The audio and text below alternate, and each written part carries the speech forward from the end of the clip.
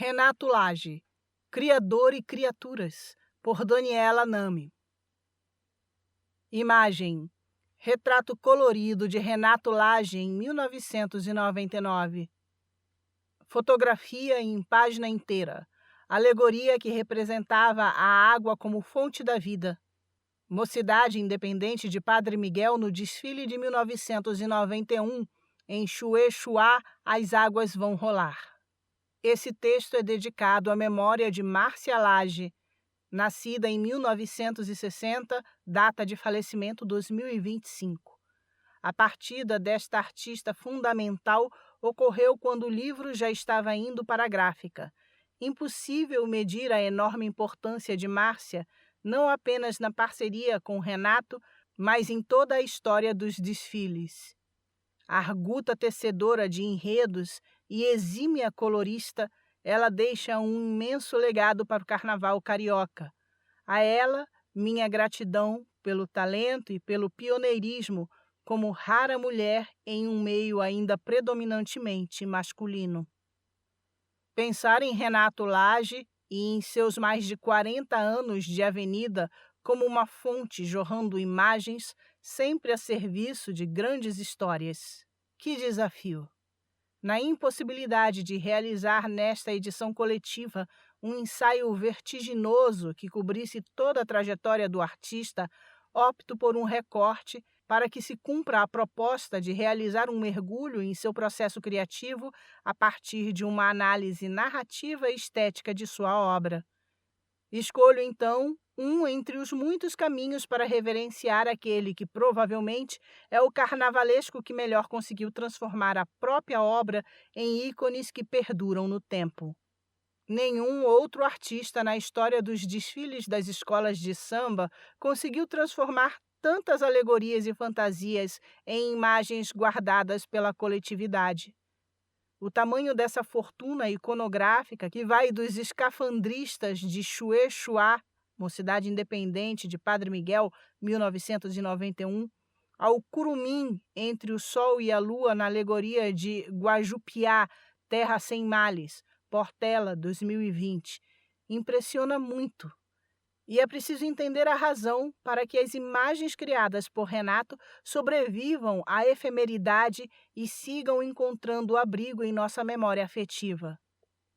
O salto para esse mergulho exige um entendimento da simbiose entre desenho e escultura realizada por esse criador extraordinário, assim como seu desejo de comunicação direta com o público, com a ambição de que os enredos contados plasticamente por suas alegorias e fantasias possam ser absorvidos de forma rápida e alegre no ritmo exigido por uma obra de arte processional, multifacetada e festiva, como um desfile de escola de samba.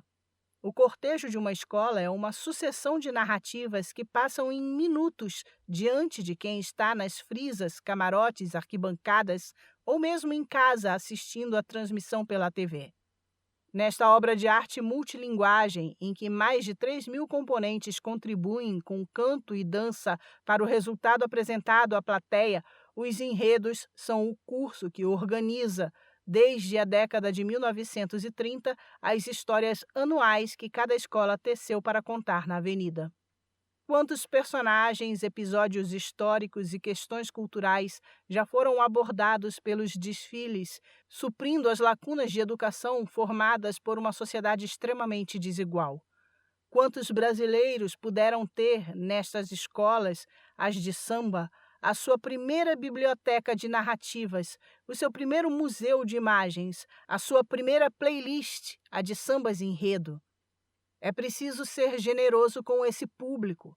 Ele sempre foi amplo, se considerarmos sobretudo o período posterior à televisão em cores, mas se agigantou ainda mais com o advento da internet e logo depois dos celulares e das redes sociais, respectivamente ilhas de edição e emissoras portáteis que registram e irradiam a passagem de uma escola.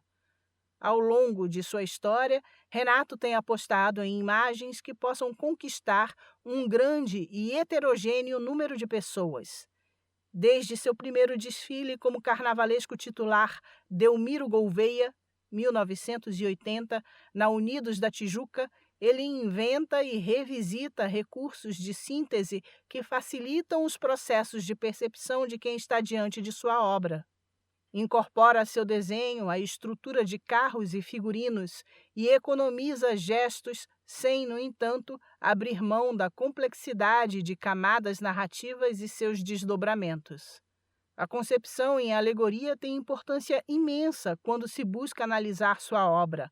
As ricas parcerias que o artista trançou com Lilian Rabelo no período inicial da Mocidade Independente de Padre Miguel e nos desfiles do Império Serrano, e com Márcia Lage, sua imprescindível dupla dos anos 1990 até o momento em que este texto é publicado, em 2025, são indiscutíveis nos resultados finais para os conjuntos dos desfiles. Mas sempre coube ao artista o desenho e o projeto das alegorias e o primeiro tratamento às fantasias. Destacaria aqui, além dos já citados escafandristas, duas outras comissões de frente inesquecíveis da mocidade: os Frankensteins de Criador e Criatura, 1996, personagem que o artista já tinha desenhado anteriormente no enredo Luz, Câmera e Ação da Caprichosos de Pilares, em 1989, e os Sapos do desfile sobre Vila Lobos, em 1999.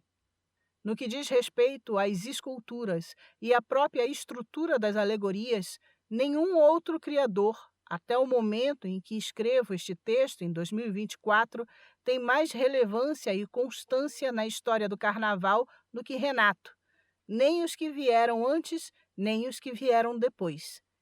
Isso é facilmente comprovável pela quantidade de carros desenhados pelo artista que foram revisitados constantemente como antologia, graças ao fato de terem sobrevivido como imagem nas lembranças dos foliões, pesquisadores e telespectadores.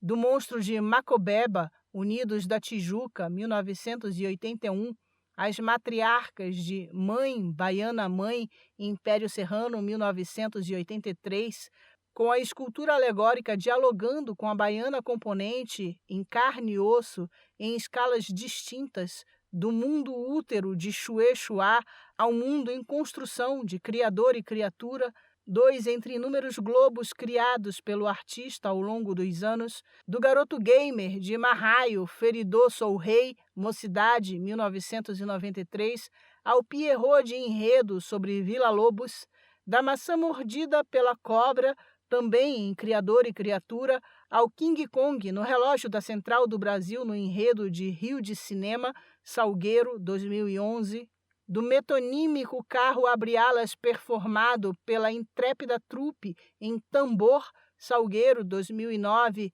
ao Pavão Misterioso de Cordel Branco e Encarnado, Salgueiro, 2012. Essa lista poderia ser mais longa, e será, pelo menos no que diz respeito ao desenrolar deste texto. Da lista citada anteriormente, é importante que se visite o jovem Renato de Mãe Baiana Mãe, enredo do mestre Fernando Pamplona, para o qual ele fez o desenvolvimento e toda a visualidade. A alegoria que ficou para a eternidade conciliava uma enorme escultura de baiana com duas baianas de carne e osso, componentes da escola, como destaques. Além de dar uma aula de escola, o artista também assinala os caminhos de representação da arte. A baiana, corpo que respira, em diálogo com a baiana, alegoria inventada, imaginada e criada. Este carro de Mãe Baiana Mãe cria um espelho turvo entre a representação e a representada, entre a obra de arte e os seres e coisas do mundo sobre os quais ela se debruça. Antes de seguir na análise das alegorias e outros aspectos da obra de Renato, preciso percorrer um pouco dos caminhos nada usuais que ajudaram o artista a se constituir como um dos mais importantes artistas visuais da história da arte brasileira contemporânea. Ao começo, então, a TV como escola.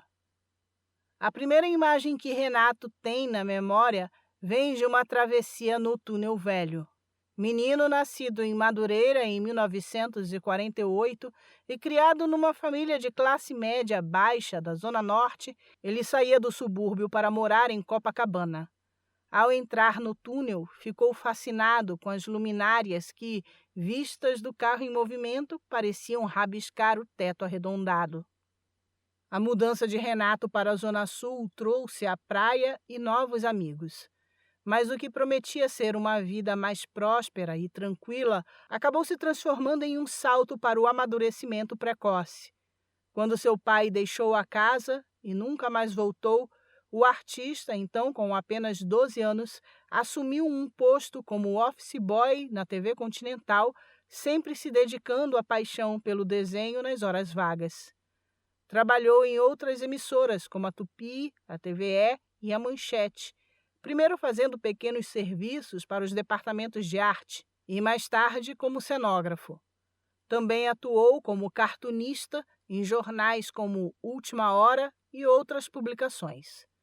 Na TV, Renato conheceria Fernando Pamplona, nascimento em 1926, data de falecimento em 2013, professor experiente e artista que já trazia na bagagem a grande transformação narrativa e plástica realizada no Salgueiro, a chamada Revolução Salgueirense dos anos 1960. O carnavalesco não demorou a perceber o enorme talento daquele garoto. Renato começou a trabalhar com Pamplona não apenas na televisão, mas também na cenografia de espetáculos e bailes no Teatro Municipal. E, sob a mentoria de Pamplona, que formou uma talentosíssima geração de carnavalescos mais jovens como Joãozinho 30, Rosa Magalhães, Lícia Lacerda e Maria Augusta, ele estreou como assistente no Barracão do Salgueiro em 1977. O enredo era do Cauim ao Efó com moça branca, branquinha. E o jovem e talentoso assistente de Barracão já então criou integralmente a alegoria que representava o alambique. A partir do ano seguinte, dirigiria a produção integral dos carros alegóricos. Imagens. Foto em preto e branco na horizontal. Renato Lage no Barracão do Salgueiro. O artista fez o projeto e montagem de um carro alegórico para o Carnaval de 1977, assinado por Fernando Pamplona. A alegoria representava um alambique e já trazia a estética moderna de Renato. Foto em preto e branco horizontal. Ala representando a caristia em um enredo que falava sobre a exploração do Brasil pelo capital internacional. Unidos da Tijuca no desfile de 1981, no enredo Macobeba, o que dá para rir, dá para chorar. Foto colorida em página dupla. Comissão de frente de escafandristas, Mocidade Independente de Padre Miguel no desfile de 1991, no enredo Chuê Chuá, as águas vão rolar. Foto colorida em página inteira. Abre alas do desfile com a tradicional estrela, símbolo da escola, em forma de estrela do mar, trazendo Bete Andrade como destaque principal. Mocidade Independente de Padre Miguel, no desfile de 1991, em Chuê Chuá, as águas vão rolar. Croquis colorido da alegoria Água como fonte da vida. Mocidade Independente de Padre Miguel, no desfile de 1991, em Chuê Chuá, as águas vão rolar. Foto colorida na horizontal, no topo da página. Abre alas interativo com integrantes da intrépida trupe, acadêmicos do Salgueiro, no desfile de 2009, com o enredo Tambor. Foto colorida em página inteira. Alegoria do menino gamer, Mocidade Independente de Padre Miguel, no desfile de 1993, cujo enredo foi Marraio, Feridô, sou rei. Se Pamplona foi o grande incentivador, aquele que articulou toda uma geração de carnavalescos a partir do Barracão Salgueirense, Arlindo Rodrigues, nascido em 1931, data de falecimento 1987, foi o artista para quem Renato mais olhou. Uma espécie de pedra fundamental estética que fica muito clara com sua estreia com o campeonato da Unidos da Tijuca na então Série 1B, hoje Série Ouro, com Delmiro Gouveia, em 1980.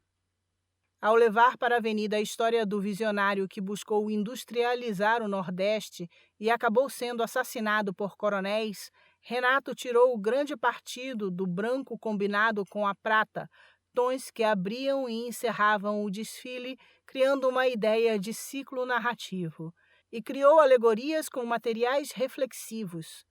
Nas fantasias, além do uso do acetato, material no qual Arlindo foi pioneiro, imaginou diversas variações volumétricas, mas sempre muito confortáveis para o corpo dos brincantes. 3 marcas de Arlindo, um artista que estendeu sua exuberância na Sapucaí e também no Teatro Municipal e na televisão como figurinista e cenógrafo.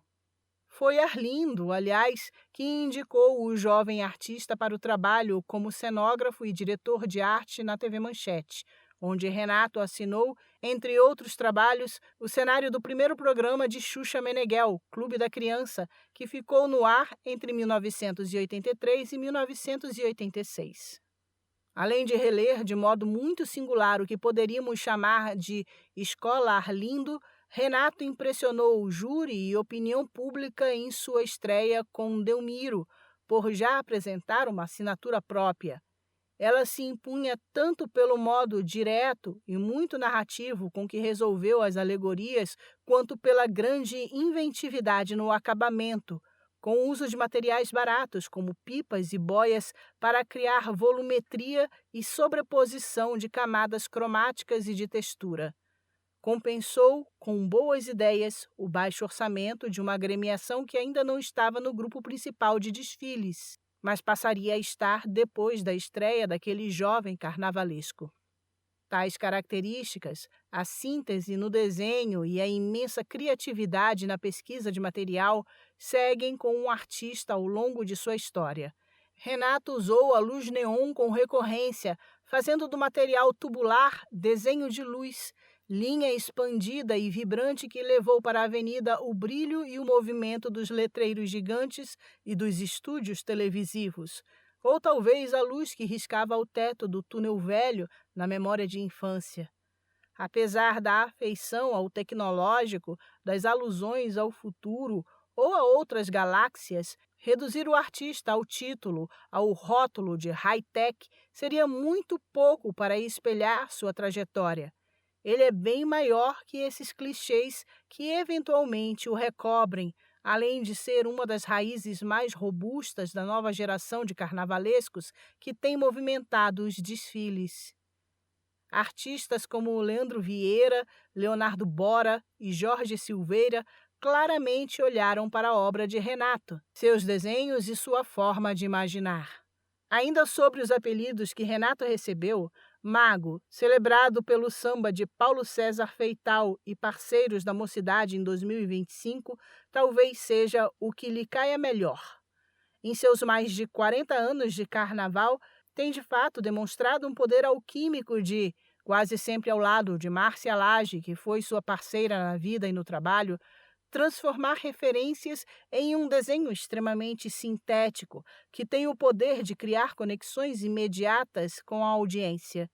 Disse lá no início do texto que o enredo é, desde a década de 1930, a história que uma escola escolheu contar na avenida naquele ano. E vem dessa vontade de contar boas histórias o sucesso dos projetos plásticos de Renato e sua imensa capacidade de gerar imagens antológicas que ficam guardadas para o futuro e sobrevivem à efemeridade do cortejo. Assim como Rosa Magalhães, nascida em 1947, data de falecimento 2024, cujo falecimento recente abalou sensivelmente a arte carnavalesca, Renato construiu décadas de grandes trabalhos e se manteve como fonte de inspiração e de vigor.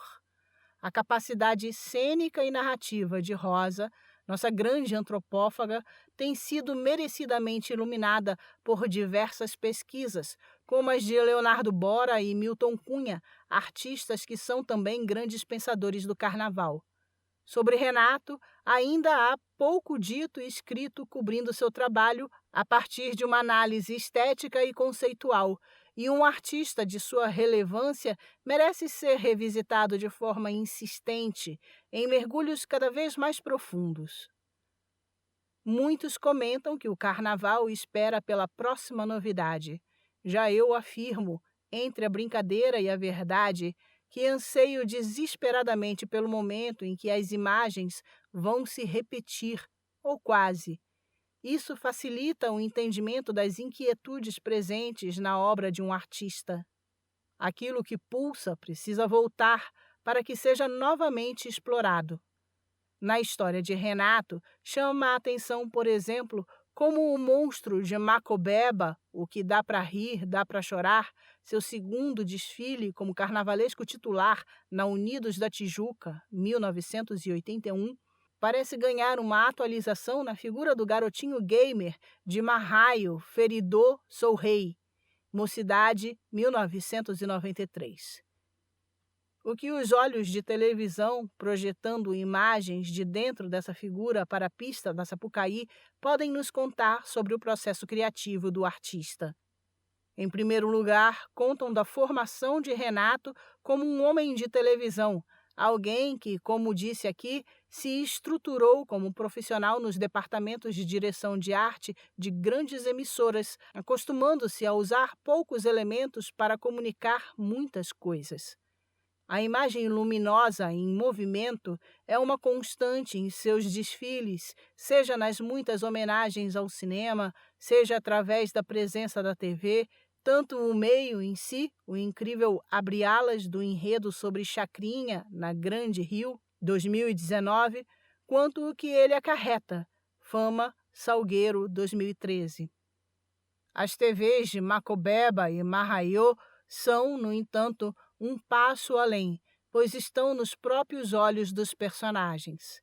Um olhar que é feito de imagens que vêm do interior dessas criaturas, como se elas nos dissessem que é de imagens inúmeras outras que são feitas. Sim, cada imagem criada traz em seu ventre uma coleção de outras. E cada alegoria de carnaval, passando em movimento diante da plateia, só tem a chance de sobreviver como imagem, principalmente imagem televisiva, como as que os olhos de Macobeba e do garotinho de Marraio irradiam. Imagens.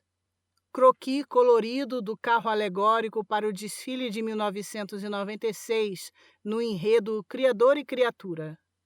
Fotografia em página inteira. Mocidade Independente de Padre Miguel no desfile de 1996, Criador e Criatura. Foto colorida em página dupla. Mocidade Independente de Padre Miguel no desfile de 1996, Criador e Criatura. Foto colorida. Comissão de Frente Sapo Cururu, Mocidade Independente de Padre Miguel, no desfile de 1999, no enredo Vila Lobos e Apoteose Brasileira. Foto colorida em página inteira, abre-alas representando a Grande Feiticeira, Acadêmicos do Salgueiro no desfile de 2007, com o enredo Candaces. Obra do artista faz alegoria do próprio fazer artístico. Nesse ponto, chego àquela que talvez seja a grande contribuição da obra de Renato à história do carnaval e às gerações posteriores a ele, sua imensa capacidade de metalinguagem, suas criações plásticas, em especial as alegorias, têm se colocado plenamente a serviço do enredo, mas são também um comentário profundo sobre o próprio fazer artístico. Os carros alegóricos de Renato frequentemente nos contam que são imagens, como no caso das TVs e do cinema. Fazem ainda questão de revelar sua estrutura, de dizer daquilo que são feitos e, mais do que isso, de incorporar elementos dessa estrutura como desenho, como elemento plástico. Nenhum outro artista da história da Avenida foi tão eficaz nesse quesito, o de transformar em desenho, em elemento de comunicação artística com o público, um arcabouço que geralmente seria escondido por revestimentos e floreios. Em um carro que saía de sua imaginação, nenhum queijo, um pequeno tablado onde fica um componente que vai desfilar em cima da alegoria, é simplesmente um queijo. Alguns carnavalescos seguem projetando essas plataformas como elementos invasores da alegoria, alienígenas que estão ali como um anexo à obra de arte, cumprindo apenas seu papel funcional. Renato, desde seus primeiros desfiles, projeta cada queijo e cada plataforma como funcionalidades incorporadas ao desenho. No enredo Microcosmos, o que os olhos não veem, o coração sente, Salgueiro, 2006, os queijos do carro do jardim eram miolos de flores, por exemplo. Um exemplo radical é a alegoria das minas de ouro no desfile do Salgueiro, de 2015. Do fundo do quintal, saberes e sabores na Sapucaí. Outro artista talvez criasse inúmeras peças de isopor e acetato para reproduzir o ambiente de uma mina. Já Renato usou a própria tubulação em ferro dos carros para contar sua história, tirando da estrutura do elemento tridimensional o seu desenho. Tudo é, em igual medida, extremamente econômico e extremamente denso. E tudo é, acima e antes de qualquer característica, muito sintético e direto, o que assegura grande poder de comunicação com os observadores. Há ainda uma terceira característica, talvez a mais crucial, que faz de Renato um artista da metalinguagem: o modo como usa seus desfiles para falar, metaforicamente, do próprio processo criativo dos artistas. Não por acaso, ao longo de sua carreira, temos inúmeros enredos contando histórias de Gênese, do já citado e magistral Criador e Criatura a Candaces, no Salgueiro, de 2007, de Gaia, vice-campeã pela Vermelho e Branco da Tijuca, em 2014, ao belo desfile Guajupiá, Terra Sem Males, da Portela. A Gênese faz com que os globos terrestres sejam uma constante em suas alegorias.